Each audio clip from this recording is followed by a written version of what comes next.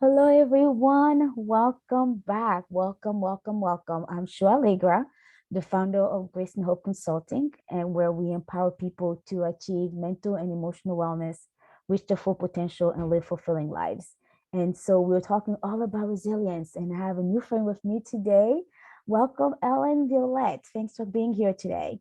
Thank you for having me. Yeah, so if you want to just kind of open up with sharing a little bit of who you are and what you do. I am a book coach and strategist, and my company also has author services. Awesome. And I've been doing this for 17 years. And before that, I was in the music business for 20 years. I'm a Grammy nominated songwriter. Awesome. And when that kind of fell apart, because I had a world class studio in the house I grew up in, and my parents both Mm, passed away within 11 months of each other, and I had to sell the house. wow. So when I Wow. had to sell the house, I lost my way to make a living. Mm, mm, But my husband and I ended up having to fix that house because it had been severely damaged in the Northridge earthquake. Anybody who was in LA during the 90s mm, might mm. remember that. And our street looked like a war zone. And anyway, so we did that and we made quite a bit of money on that. And then we thought, okay, well, we wanted to come down to San Diego from LA because I just Mm. wanted to get away because everything, Yeah. I mean, I had grown up there and just too many memories. Right. So we came down to where we live now. And it was right when the real estate market was taking off. And so we started buying, fixing, and selling houses. And that was really fun for a while. But then the market got too hot and there was nothing to buy and nobody would give us financing. Mm, mm, So we went back to Los Angeles at that point and took a property management job just to stop the bleed, the money that mhm, was going mhm, out because we mhm. didn't really know what we were going to do. Right. And that was the point at which I got online and I said, it's time I have to write a book because I knew that I'd always wanted to write a book. But then in the middle of when we moved back to LA and we're living in this property management job place, what happened was I got really sick Mm, and I almost died. And I lost like 30 pounds in a month. Everything was mm, toxic. I just couldn't keep anything down. wow. And Western medicine could not help me. They just Mm, didn't know what to do with me. And my husband got online and found this doctor. Her name was Dr. Sherry Rogers, and she described my symptoms as environmental illness. I just become allergic to basically everything. wow. And so this book saved my life.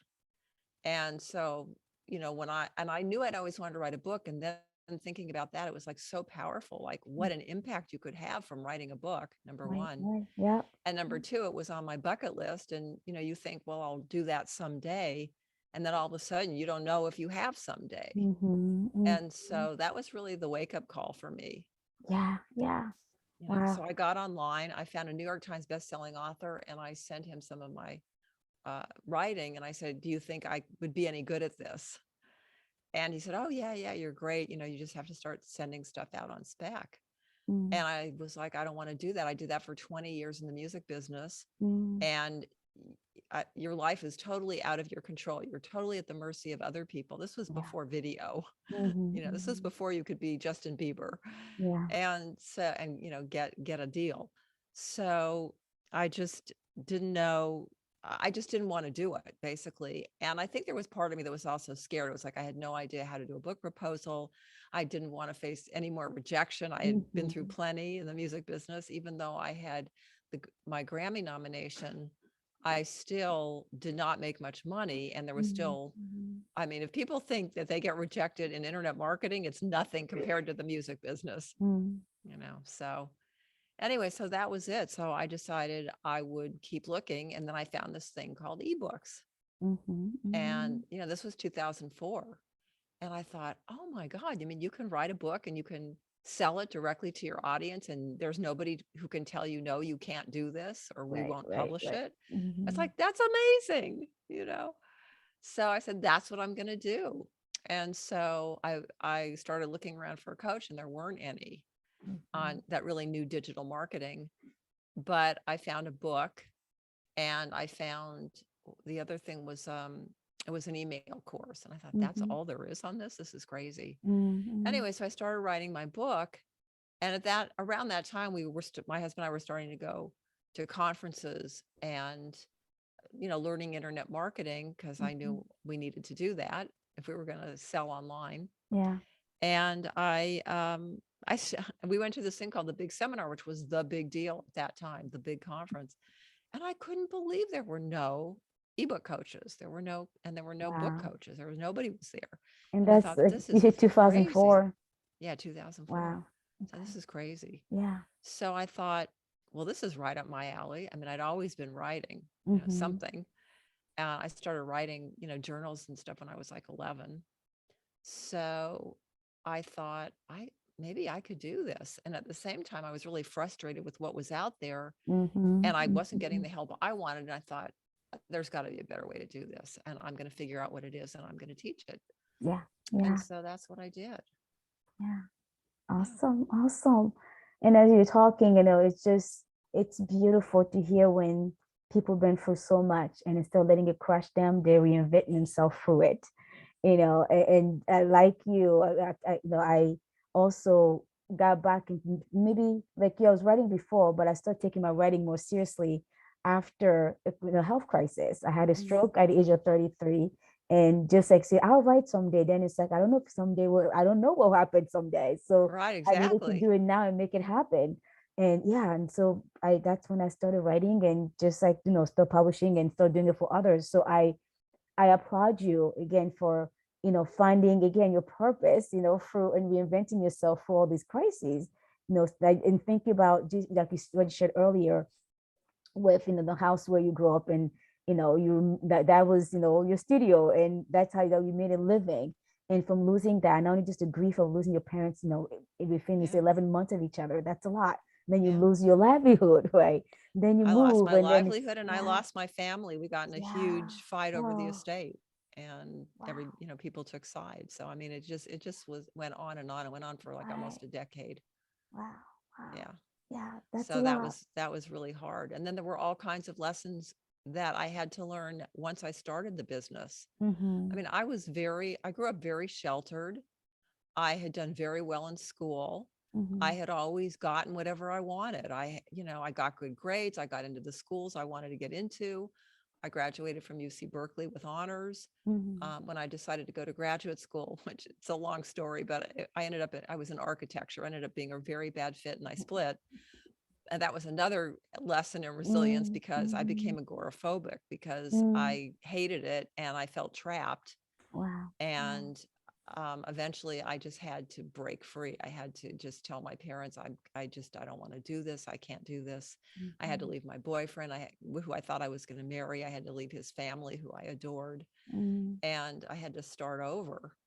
But there was a reason I was telling you that, though. I forgot what it was. That's all right. We'll come back to you, but that's Okay. more about you that you that you get to Oh, share I with was talking us. about Yeah. resilience. I was talking about Mm-hmm. resilience. But then, when I got into this business, because I was naive, basically, I was saying I did very well in school. Mm-hmm. For me to get into an architecture school was unbelievable, because I had no background in that. Mm-hmm. But they were looking for people from social sciences that they wanted to get Mm. into architecture to help with the human side of it. Although once you got there, they ignored the whole thing. So, but anyway, I got into UCLA. So that, I mean, that was amazing, Yeah. So, I mean, I never really had to deal with anything, like scholastic or anything going wrong. And so I assumed it would be Mm-hmm. like that in the business world as well. And I had no clue. I had no Mm-hmm. clue. Mm-hmm. So when I started my business, it never occurred to me that I couldn't do it. And when I wrote my first book, it didn't occur to me that I couldn't do it. And I thought it was great. I mean, years later, I look at it and go, it's terrible, but We I had got a to start somewhere, right? right. But Got to I start had a high somewhere. opinion of myself in those days, because I'd been writing all my life. I thought, I mean, it wasn't bad. It just wasn't Mm-hmm. great, great. And of course you Mm-hmm. learn more and then you do better. Right. Right. But what I didn't understand was how much failure you have to learn to deal with in entrepreneurship. Mm-hmm. What I didn't realize was how the market changes all the time, how you Yeah. have to be flexible, how you Mm-hmm. have to keep investing in yourself. Yeah. I invested a ton of money in the first few years.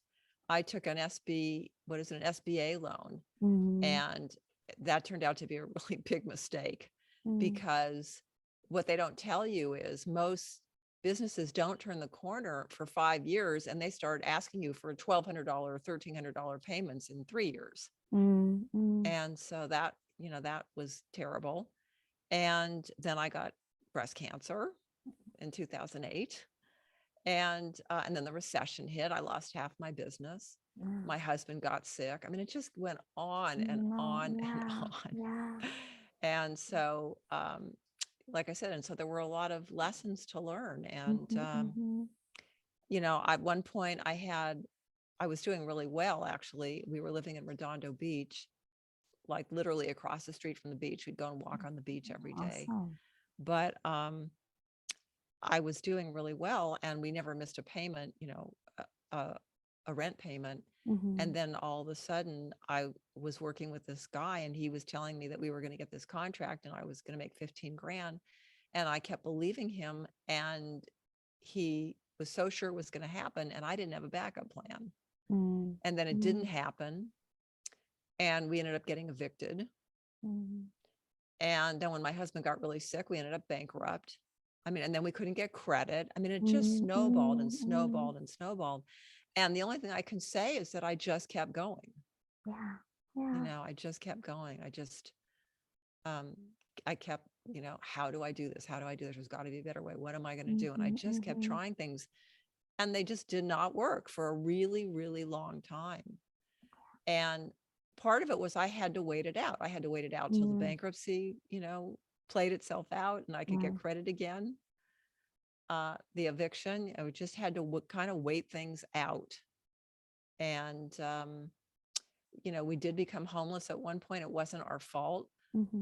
After we got evicted, the first time, we ended up getting an apartment that was actually, it was a mansion up in the hills, in Woodland Wow. Hills, a suburb of LA. Mm-hmm. And they had 6 apartments underneath, and they were not up to code.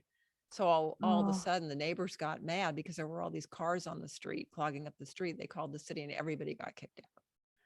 But wow. at that point, we didn't have the credit. We didn't have a way to get a new place, Mm-hmm, basically. mm-hmm.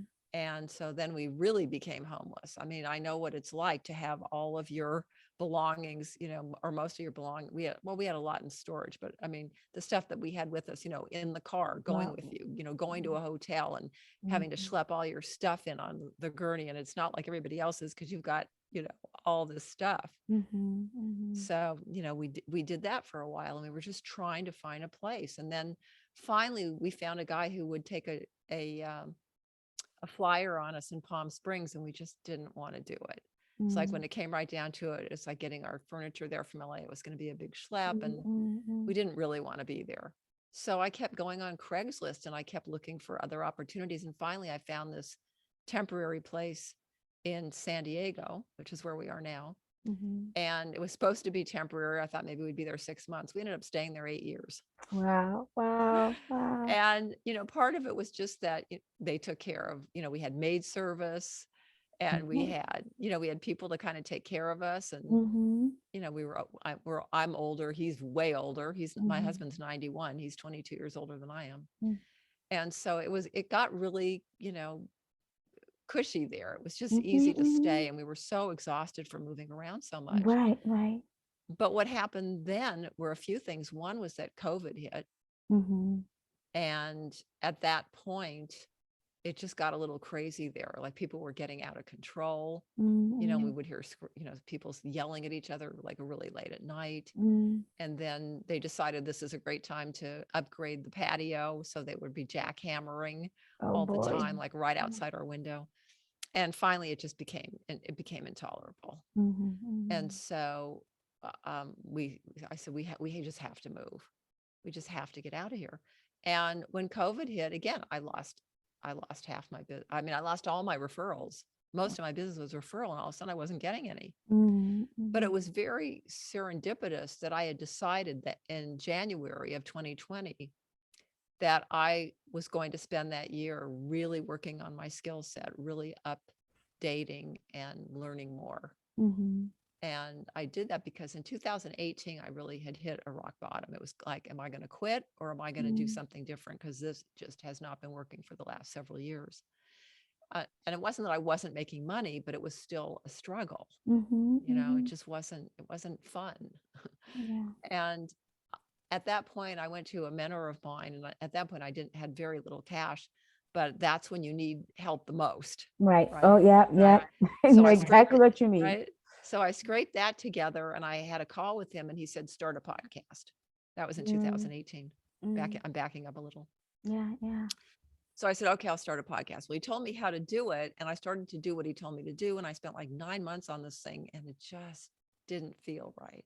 Mm, It just was not, I don't know, something in my gut just told me this just isn't going to work because I wasn't into it. mhm, It was calculated.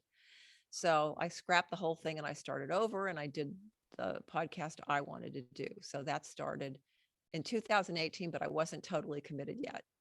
And then in 2019, I'm a lifetime learner anyway. I mean, it's not mhm, like I wasn't learning mhm. before that, but it was 2020 when I really decided I'm investing in myself again, like more heavily, Right. like some serious coaching. Yeah. So, but in the middle of 2019 was when I got serious about the podcast, and I've been doing that ever since. And what was really great about that was that people started saying to me, like my guests started saying to me, God, you're such a great interviewer, Mhm, or I love your voice, or all mhm, these things. And I was mhm. like, oh, that's interesting. Like I didn't sometimes you notice that before, right? right. Well, you don't know sometimes that you're Right. good at something. It's Mhm. natural for you or it's something you Exactly. enjoy. And then somebody said to me, God, I've been on all these podcasts and this is the first one where I really feel like it's professional. And I was Mm, like, wow. I mean, and this is a guy who makes a lot of money. So I was like, damn, that's great. yeah, yeah. So then you start getting a little confidence, because you lose your confidence when I After hit all the those rock hits. bottom in Yeah. 2018. That was because I hadn't done my signature program in 3 years because I had gotten into doing bestseller launches and all my clients were number one bestsellers. But Mhm, then I hadn't done my writing one and I was kind of missing it. mhm, So I decided I'm going to give it again. And I only got one person signing up and I was devastated in 2008 mhm. because I thought after 3 years, I should have a lot of people ready to do this again. Right.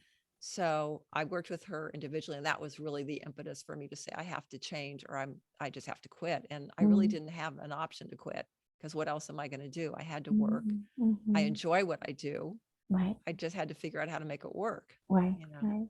So I spent 2020 learning and I took a couple of coaching programs and it was just really great that so many people started doing all this great work online, Mhm. all these 3-day events, all these challenges. Right. Right. And I just soaked it up. I just took everything I could that I felt was what I needed for Mhm. for where I wanted to go. And so that's what I did. And then in 2021, I started implementing it. So I started doing challenges and my boot camp. Nice. Nice. And yeah, and by the end of the year, I was back up to 5 figure, by the beginning of Mhm, this year, mhm, 5 figure mhm, months. mhm. And so that, has been really gratifying Yeah. because it's been a long time. It was a long time coming, but it really showed me a few things. One is that you just can't give up on yourself. I mean, you just Mhm, have to keep mhm. going. And it's like, Yeah. keep going or die. I mean, I don't know. I could never go back to making $5, $10 an hour. I couldn't do Mhm, that. mhm. And I just had to keep asking myself, do I like what I do? And it's like, yes, I do. I'm just frustrated that I'm not doing it very well. Mm. So, and then also accepting that things change. Like what I realized Mhm, was I had been mhm. angry and bitter because I'd spent all this money, I'd given so much, and I felt like I was getting very little back for what I Mhm. had put into Put it. into yeah. Right. Right. Yeah. I mean, Yeah. I've won awards as a book coach, and I've been on major stages. I spoke at Mega Book University with Mark Victor Hansen. I've been Awesome. a guest with Jay Conrad Levinson. I mean, all these big people, and then all of a sudden, my business was just not happening. Yeah. So Yeah. you go, what the hell happened?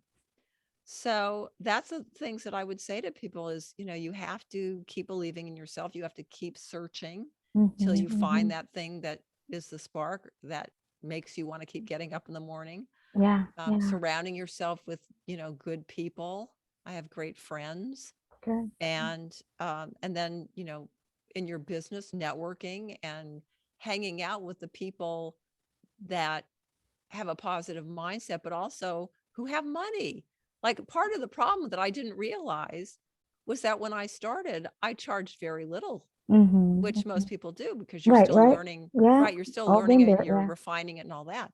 Right. But when you reach that point where you're charging more premium prices, but you're still marketing to those people and they don't have the money or the mindset, Mm-hmm. your your business goes down the drain. Yeah. So Yeah. you have to up level who you're hanging out with if you're going to scale your business. Yeah. Yeah. So, Very that good. was Good. really, Good yeah, lesson there. yeah. So Yeah. that was that was a big thing that had to happen too. Yeah. Oh, so So, much wisdom. So much wisdom. Yeah. And I think as if you're talking, so what I kind of gather is, for nuggets, for others, mhm, as you face challenges, mhm, don't, of course, don't give up, right? Don't let it crush you, but then find ways that you can keep doing better, right? And asking, so what do I need right now? How can I improve with this? How can I reinvent myself? And you've been in this continual, process of reinventing yourself over and over again until you yes, find what it is that you love to do. And yeah, even in that, you keep learning. So to become resilient, you have to keep learning, and yeah. then, like we say, But you extend your also have to circle. you also have to surround yourself with people who believe in you when you don't. Yeah. Right. I mean, I had already been successful, and I mean, there were lots of people who believed in me and Mm-hmm. probably thought I was doing better than I was Mm-hmm. too. Mm-hmm. But the point is that when I didn't believe in myself, I had other people who believed in me, and that helped too.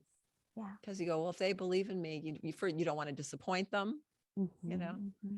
Yeah. and you think, well, maybe they see something that I just can't see right now because I'm just so far in the weeds that I can't see it, you Right, know. right. Yeah, it's what I call it. You lean in to borrow somebody else's confidence, so Yeah. borrow somebody else's self-esteem, borrow somebody else's strength, because we Yeah. all need that, especially when you're going through crises. It's like, all you can see in front of you is the problem, right? And sometimes you need someone else, you need to lean on someone else's vision of who you are and where you're headed to kind of Hmm. find that momentum to keep moving forward, Yeah. for Well, and sure. one of the things that the podcast did was Mm-hmm. it really taught me about the consistency and the Mm-hmm. persistence because I got really discouraged at one point. I really did want to give up. And one of my coaches at that point said, just keep doing it, just keep doing it. Even though it looks like that, I said, okay, I'll just keep doing it. Well, right now we're coming up on 5,000 downloads. I mean, I couldn't have Awesome. imagined even getting that far. And yet Awesome. there's part of me that's still frustrated. I want it to be way bigger, but the truth is that it has momentum. Like it Mm-hmm. took me a lot longer to go from 2,000 to 3,000 than it took me to go from 3,000 to 4,000 and now Mm-hmm. 4,000. It's getting faster. So I'm Yes. interested to see, what happens. Right, right. But Yeah. yeah, and then you can get sidetracked because people are doing it a different way Mm-hmm. and they'll say, oh, your way doesn't work. Right. What Well, it's you're my doing way, doesn't work. right? What my way works, right? Mm-hmm. And Mm-hmm. what I learned about that is that you have to do what works for you. Like Yeah. I love Yeah. talking to people like you. I love meeting new Mm-hmm. people. This is Mm-hmm. awesome. Yeah. And I love having people on my show and learning about them. And so it's a good fit for me because Mm-hmm. I just Mm-hmm. really enjoy it. Yeah. So I'm going to keep doing it because I'm liking it, right? Right, right, Whereas right. there are other things where I find myself resisting and like it's hard because I just Then, I don't want to do it. then it's not fun, like you said And earlier. If I it's have to yeah, it's force not myself to do it, fun. it's not And I'm fun. trying to get better. I mean, like I just Mm-hmm. don't love doing videos where I'm just talking. Like I Mm-hmm. love this, it's Mm-hmm. back and Right, forth. right. It's But I interactive. don't really like videos where I just have to, sit there, look at the camera and talk. Mm-hmm. Mm-hmm. And but I also know there's some great opportunities right now that I have to do video to take advantage of. So I'm testing the waters. I'm Right. testing the And it's waters. okay to do that. It's a good Yeah. tip for entrepreneurs, like being true to yourself, Yeah. and not always doing what everybody's doing because everybody's not you, right? And yes, learn what you need to learn to grow, but also don't lose, your identity, your personality, your preferences as you pursue your business. Right. And sometimes, like when you find something that you love, like finding out that I love the podcast, and you go, well, is there more that I could do with that? Like I was on a Mm-hmm. clubhouse and this woman was talking and she is on Sirius radio. And then they were Mm. talking about being radio hosts and, getting to millions of people. And all of a sudden you go, is that maybe something I'd like to do? I don't know, Yeah. you know? Yeah. So just by being open, you don't know what's going to lead to what Right. Right. if you let it. It's, yeah, being open, I think, is the key. So don't give up. Reinvent yourself in a crisis, in a larger circle, where at least, someone that says, belief in you and someone's confidence. Then, like you said too, it's, be willing to try new things, being open to Yeah. possibilities. But also being consistent with something. Like you've Mm, got to mm, publish regularly. It has to be at least one thing that you do consistently. right, right, yeah. Yeah. So that's what the podcast taught me was yes, I can be consistent. Like today was a really good example. I'm in a course. I'm Mm-hmm. always in a course, but I'm in a course. And the instructor isn't really good about giving us a lot of notice all the time. So this morning I get up and I see, oh, they're doing a call today. And And you're like, that my was not my schedule. right, that was not on my schedule. But I thought, the podcast has to come out today. I really wanted to come out today. I don't want to be late. I wanted to come out on Mhm, time. So I just didn't go. I mean, I have access mhm, to it. I can watch it later. mhm, mhm. And I could feel there was kind of that fear of missing out for a little bit. And then Right, I that finally FOMO, just kind of right? let it go. It's like, I Yeah. just, no, I have to keep my priorities straight. And I think that's another Mm, thing that's mhm. often difficult for entrepreneurs. Yeah, yeah. It's easy to go, oh, I want to do this. Oh, I want to do that. I mean, I have a list a mile long of things I want to do, but I can't do them all right now. Yes, yes. Oh, don't we all? And I know when I first started in business, same thing. It's even like today, I was actually telling my VA the exact same thing. She's like, well, we have this content that we never got back to. I said, we can't do it all. Like, what's the Yeah. priority for today? What are we Yeah. trying to promote right now, or to let get out right now? That's where we spend our energy. That's where we spend our time. That's where we spend Right. all our over resources, and then Yeah. we And move to the sometimes you next just thing. have to let something go. Yeah, So you just, yeah. and when you're a type A, that can be difficult and you want to be perfect and all that kind of stuff, but Right, it's right. just not possible. Yeah, it's not. We're human, right? Always, pursue excellence, but then you let don't tangle yourself if you want, with perfectionism, because it just doesn't help. Right. Most of the time when that's how you see things, you end up being frustrated with yourself. And if Right. you're frustrated, then that just brings your momentum down. It makes your motivation down. Then you're not as productive as you could have been if you're just gonna win with the flow and did the best in everything you do, but also, making room and space for just being human. Yeah.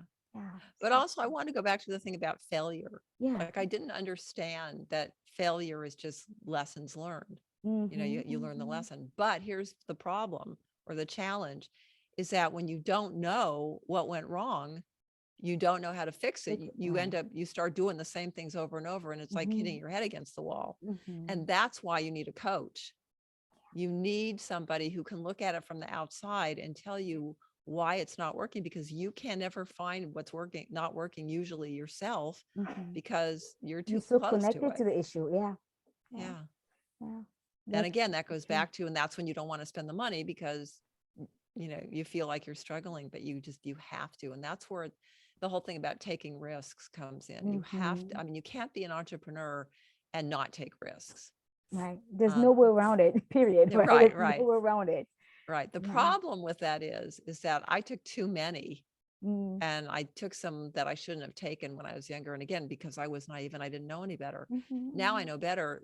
The problem with that is that if you're, older like we are, me and my husband, you don't always have years and years and years to get it back. Mm-hmm. And that, that can be a problem. But so you really have to, that's why you need a coach even I was going more. to say, that's why you need a coach to help you take those calculated risks, Right. right? You want to take Yes. calculated risks, and you want to make sure that you don't take risks that are too big for where you are in the life cycle. Yeah. That's a very good point. Yeah. Yeah. And that third eye is necessary, where someone looking from the outside in can kind of help you, identify those, those risks that are worth taking for the season that you're in. And Yeah. when you get, the more you grow, the more risk you take, the bigger risk, I should say, you take, right? Because Yeah, you do. I mean, sometimes when I'm studying Facebook ads, and when Mhm, they talk about these people spending, $50,000 a day on ads, or 100,000 a day. And mhm. it's like, I'm not at that place yet where I Right, can right. imagine spending that kind of money. But I know if and when I get to that place, it will be Mhm, terrifying. There's no mhm. question. Right, right. I think each stage of entrepreneurship is terrifying, right? It's like, it's almost, babies trying to walk, like, oh, now first Yeah, they're yeah. sitting up, then they're crawling. But every time they take that first step or they take that first crawl, it's like, oh my goodness, they're gonna fall. Right? You see on their face, and you as an adult, you're like, we're staring at them as well. But then they do it like, oh, now we can walk, now we're gonna run, right? And now we can jump. So I think it's the exact same thing with being in business. It's yeah, you're gonna have to take those risks, and every risk is always scary. I remember the first Yeah. when I first started, I'm like, what was I thinking? Like, can I even do this, right?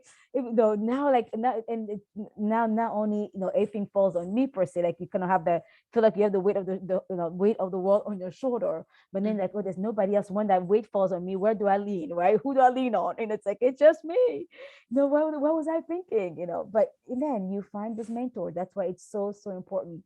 I tell this entrepreneurs all the time. I had the same conversation this afternoon with another woman in Yeah. business, and she was like, well, I don't think I'm ready to hire a VA yet, because I can't make the expense. I say, well, what are you already spending money on and time on, and wasting money and wasting energy because you don't have the help, right? It's like my Yeah. wrist literally hurt from being online all the time. I'm like, I Yeah. guess you just answer your own question, right? If Well, someone could take that for you, social media for you, for example, where else mhm. could you invest that time and energy to producing more income for the business? Yeah. Right. But speaking of speaking to clients, I was just talking to a prospect, I think yesterday actually, Hmm. and she wanted me to guarantee that there was no risk, basically. She had already Nobody can spent take you. money. She had already spent Right. money with somebody, with a publishing company. She Mm, evidently didn't do her due diligence because they were not really that reputable, because they were mm, charging her mm. for editing, which they shouldn't have been charging for if they're taking publishing and a bunch of other things. But the Right. point was, because she spent that money, now she comes to me and she says, okay, well, I'm not selling books. Can you help me? And I said, absolutely. And all I had to do was take one look at her Amazon listing. And I told her, 3 or 4 things that were wrong with it that we could Mm, fix. mhm, But she wanted to say, well, then will I sell books? And I said, look, I don't know if you're going to sell books or not. I don't mhm, know who else is selling books at the same time as you. I don't know what categories they are. I don't know what mhm, their mhm, numbers mhm, are. mhm. But I can tell you right now, the way it is now, you're not going to sell books. I mean, you have Right. to start fixing this. Right. Right. And then once it's fixed, you still have to market. I mean, I Mhm. think people think that if they have a book and they put it on Amazon, and even if they set it up right, that suddenly it's just going to sit there and sell itself without you doing anything. Mhm. Right. And Right. that's I'll not put how it it there. People works. will come. No. Yeah. That doesn't Yeah. mean that there aren't people looking for your topic that will go to Right. Amazon, do a search, and see your book, Mhm. but you still have to market. And so one Right. of the stories that I love is M. Scott Peck, who Okay. wrote The Road Less Traveled. And he Mm. marketed his book every single day from the time he wrote it, 12 years, until the day he died. Wow. And it Wow. stayed up there because he was out there promoting all the time. Mhm. Mhm. Mark Victor Hansen and Jack Canfield, when they did Chicken Soup for Your Soul, they So. went Mhm. on a radio show every single day. So that's what we were talking about, consistency and persistence. But, if you go and you spend money on something and it only gets half done, or it's not done right, then That's you have not to the next decide, well, coach's problem either, right? They can't what? blame you. That's not the next coach's problem. They can't blame you, the new coach, for what was not done previously either, right? And I know you come with all that hurt and all that frustration, Yeah. but they can't dump it on you as the new coach, right? No, well, they do, in the I sense that then know, they want been a there, yeah. discount, right? Then they want me Mm-hmm. to fix it and not make them pay a lot of money because, Right. because they already did, Mm-hmm. but I Mm-hmm. can't do that. So, they have to decide what it's worth to them. But like I said, I must have said, 5 times. She must have asked me 5 times, well, will I sell books? Or, is it risky? And she Anything is was like risky. blown away, because when she said, well, will I sell books? I said, I don't know. Mm-hmm. And she said, well, if I do what you just told me, will then will I sell books? And I said, I don't know. Right. Right. I don't know. I Well, at just least know you it's improved it's your the first chances of step. It's selling the rather first than step. This right. is what you got to do, Yeah, you and know. promoting it's so true. Like I mean, you're so right though. I think I see it in my own clients. Like I was literally just pulling out sales reports earlier this evening, and I'm like, there's no sales there, and for certain people, and I'm like, well, they have not been promoting the book at all. They're like, oh, we Right. published it, we helped them with the book launch, you kind of give them strategies, did a whole marketing, shebang as we call it, and then they just seem like, oh, the book is out there, cross their arms, life goes on. I say, well, then that's what happened. The book is out, it sits there, you do a good launch, and you make it to the number one, best-selling list, and then After that, you have to keep maintaining it. Everywhere you go, keep talking about it. So the That's ones who right. do You well are the do. ones that are always talking about their books. And then when you have multiple books, it's any conversation that I'm part of, any opportunities I get that relates to anything I've written about, I always talk about it. I just kind of throw it out there as part of the conversation, and it makes a difference. Be like, oh, I didn't know you write books. Oh, I didn't know you wrote about that topic. But that keeps, keeps you not only, your work out there, but it also keeps, you connected to people in a more relevant way. And you're Yeah. always seen as an expert because you're adding value and providing a resource that people need, everywhere you go.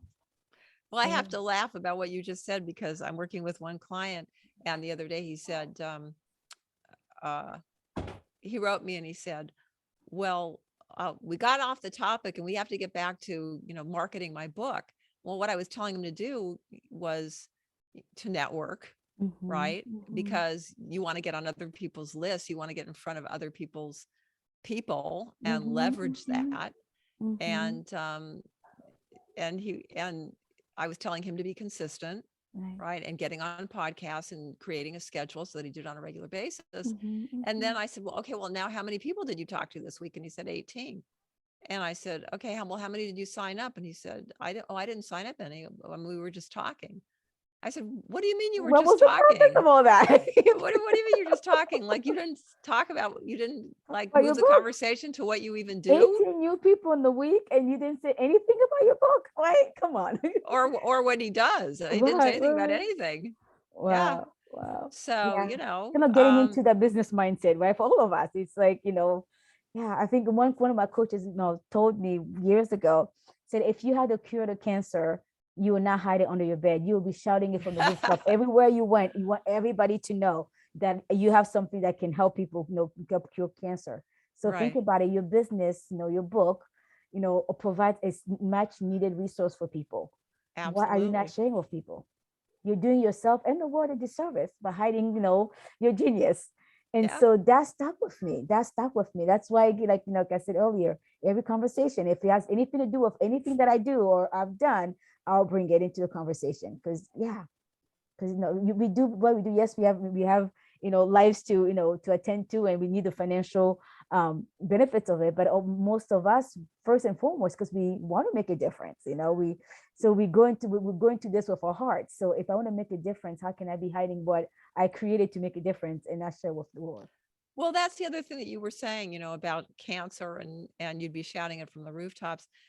One of the big issues that so many people have is somehow that fear that they're being sleazy. Mm, If it comes off like they're selling right, right, instead of right. sharing their enthusiasm.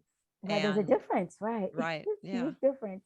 Yeah. Yeah, their enthusiasm, their excitement, and just wanting to help people. And when you do it from a very real place, I Hmm. don't think Hmm. people think that you're being shady or Right, right. And it's not like, telling people, buy my book, buy my book, buy my book. right, right, That's being salesy. People be like, okay, that's enough of that. But if you're in a right. genuine conversation with someone, this afternoon I did a podcast on inclusion. And as they're asking me questions, I would just say, well, that's actually something that I talk about in this book, right? And Mhm. there's more tips in there. So just genuinely sharing as it relates to what you're being asked or what you're doing, right? And when I do support groups, for example, around depression, anxiety, same thing. We'll talk about that. So if you want more tips and strategies, there's this book you can grab, at your leisure. And that's it. It doesn't have to be like, if you don't buy this book, no, it's not to be like that. Just there's a resource, if you have the cure to cancer, you're gonna say, I have this. It help others, and kind of sharing from that genuine space. Yeah. Yeah, it's so interesting that that's the story you were told because I remember when I was first getting started, the very first course I took was Teleseminar Secrets with Alex Mm, Mendosian. And I remember having a conversation with him, and he said something very similar. He said, mm, if you had a sick child and you had to get the medicine into them, wouldn't you do everything you could to get it into them? mhm, It's the same mhm. idea. Yeah, yeah, definitely. Oh, thank you so much, Ellen, for being here. And I love what you do, and I just love your story and just resilience. It's not Thank giving you. up, but pushing through. Finding purpose and new purpose as you go through life challenges. And I think, you just, what you share is just so needed for all the business people out there, all the entrepreneurs out there, because people think, it's when to start a business, it's going to be easy. Well, I know what I'm doing, or I love what I do. It's going to be easy. The money will come rolling. Not always, right?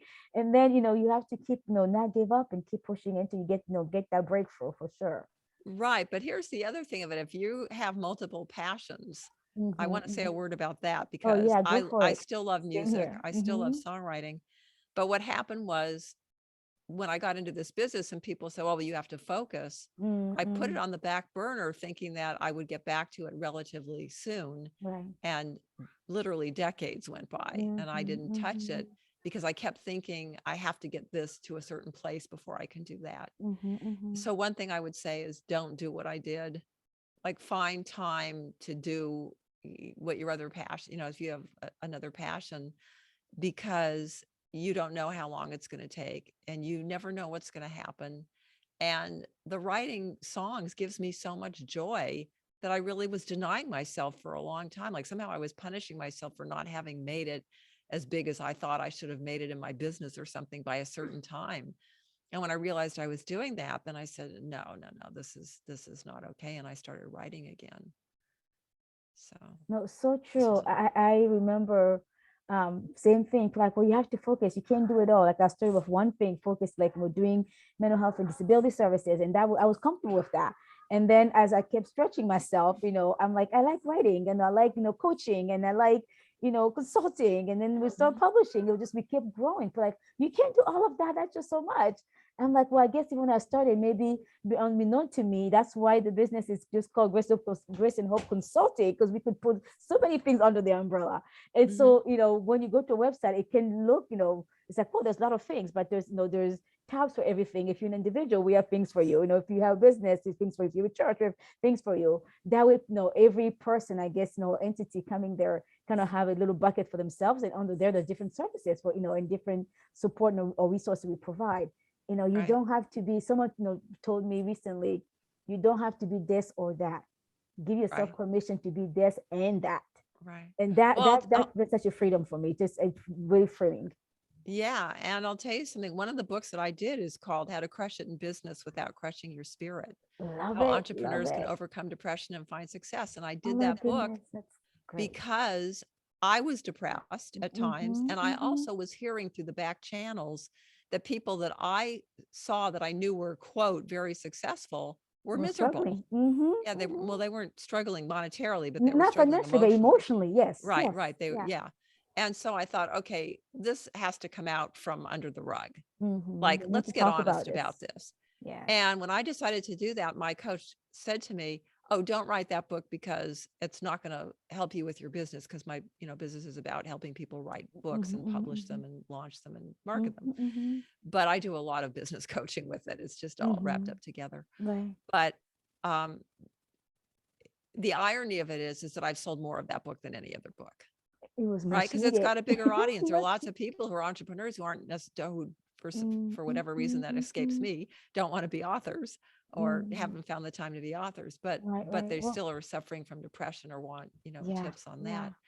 So That is really sometimes good. you do things because you just feel compelled to do them. It's Mm-hmm, like you have a mm-hmm. calling to do it, and then other times you do things that are strategic for your business. Right, right. And it's okay to do both. And it's okay to It's do okay both. to do And both. sometimes it inverts and you get the opposite of what you thought you were going to get Right. anyway. Yeah, You yeah. know, No, I totally hear that. yeah. Wow. So how can people connect with you? How can people support what you're doing and, work with you? They can go to booksopendoors.com.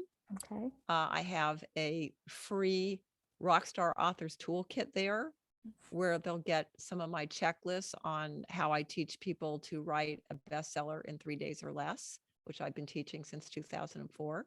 Beautiful. And what are the other ones? Oh, how to write a bestseller title, 21 simple strategies to jumpstart your book marketing online, and a Kindle planner. So you get Mm-hmm. those 4 in the toolkit.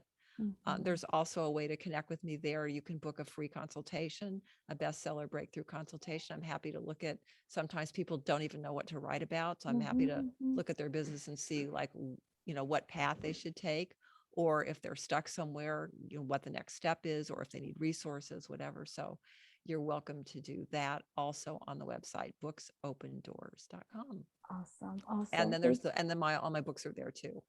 Awesome. One-stop shop. You go there, you can find out all the the great resources of book and how to connect with her and how to work with her. Thank you. Thank you so much for being here today and for just all that you do, out there in the world and supporting, helping people get their stories out and so that they can make the impact that, they're meant to make. So thank you, Ellen. Thanks for being Oh, here. thank you for having me. It's my pleasure.